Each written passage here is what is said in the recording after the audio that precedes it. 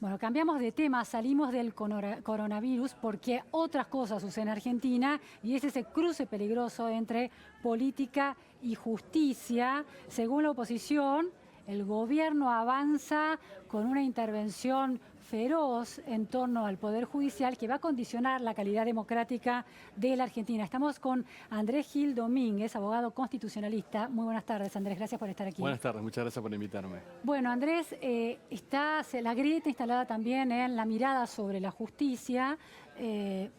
¿Cuánto de real hay para un conocedor del sistema judicial como vos de esta imputación que le hace el oficialismo al manejo indebido por parte del Poder Ejecutivo en las épocas del presidente Mauricio Macri del Poder Judicial? A mí me parece que estamos viviendo una realidad que muchos demandamos durante mucho tiempo. Siempre cuando se hizo un diagnóstico de la justicia, especialmente de la justicia penal de Comodoro Pi, se pidió una reforma que licuara el poder y que modificara esa estructura y una desvinculación entre justicia y servicios de inteligencia. Entonces me parece que hoy el presidente ha planteado este escenario, todavía no conocemos la letra chica y que de alguna manera, si ha existido una grieta en torno a la justicia, esta es una oportunidad para tomar esto que se venía pidiendo desde hacía muchos años como una política de Estado y llevarla a cabo, más allá de discutir ciertos aspectos. Ahora, porque se puede... Sí. Cada gobierno que se ha ido, llega un gobierno que lo acusa de haber manipulado la justicia, de haber... Entonces me parece que hay cierta razón. Todos los gobiernos que han llegado han dicho vamos a reformar Comodoro Pi, vamos a vincular a los servicios de inteligencia del funcionamiento de Comodoro Pi. Todos terminan enamorándose de Comodoro Pi y de los servicios de inteligencia, creyendo que van a ser eternos y que siempre van a poder... Que esos gobiernos van a ser eternos. Esos gobiernos van a ser eternos y que esos vínculos van a ser eternos. Y después se desencantan cuando no es así. Entonces es la primera vez en muchos años que llega un presidente que por lo menos intenta cambiar esta situación. Ahora, Andrés, el tema del paraguas conceptual bajo el cual se toman estas decisiones desde el oficialismo es el lawfare, muy cuestionado por hombres como Gargarella, Andrés Rosler. ¿Cuál es tu mirada sobre este marco que es el lawfare? Después de la pausa, ¿me lo contestás? Bueno, en realidad en Argentina el lawfare no existe. Porque el lawfare es un concepto que de alguna manera define la utilización del sistema penal para impedir que un opositor político pueda ser candidato, pueda ser electo. Y la actual vicepresidenta pudo ser candidata, fue electa y hoy está ejerciendo el cargo de vicepresidenta de la Nación. Entonces, ¿dónde hubo lawfare? Bueno, porque hacen un uso más libre del concepto de lawfare, ¿no? Como una especie de persecución política. Sí, pero tampoco hay presos políticos ni persecución política, porque eso es cuando uno utiliza el sistema penal para perseguir a un opositor político sin que exista ninguna vinculación o no haya desarrollado esta persona ninguna conducta que pueda encuadrarse en el Código Penal.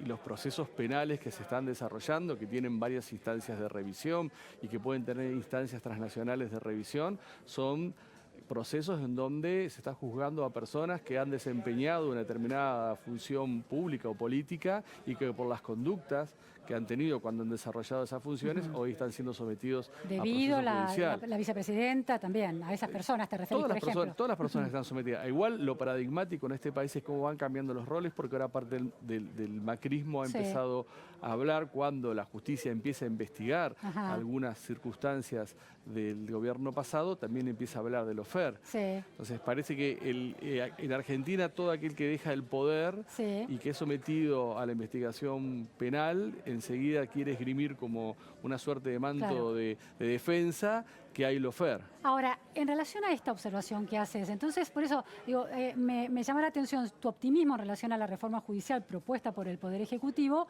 cuando en realidad cada gobierno que sucede al otro cambia las condiciones en que esa justicia se hace y los jueces, sí por presión o por cercanía con el poder político o por oler el cambio de los tiempos, terminan siendo funcionales al poder político de turno. Es que mi optimismo se basa en que se intenta cambiarle esa matriz que permitió que cada gobierno que llegara utilizara este aparato de justicia y servicios de inteligencia, y cada vez, y ese gobierno cuando se iba se sentía perseguido por esta matriz. Me parece que se está intentando cambiar, por lo menos desde el discurso y por lo menos desde los proyectos que se van a enviar. Ahora, ese intento de cambiar esta matriz de tanta cercanía, un poco casi pornográfica entre el Poder Judicial y el Poder Ejecutivo, ¿por qué crees en estas buenas intenciones si el gobierno plantea la intervención de la provincia de Jujuy en el caso, sobre todo, alertado según el gobierno por el caso de Milagro Sala? Bueno, es parte del gobierno. El presidente ha dicho que él no es un proyecto propio, sino que es parte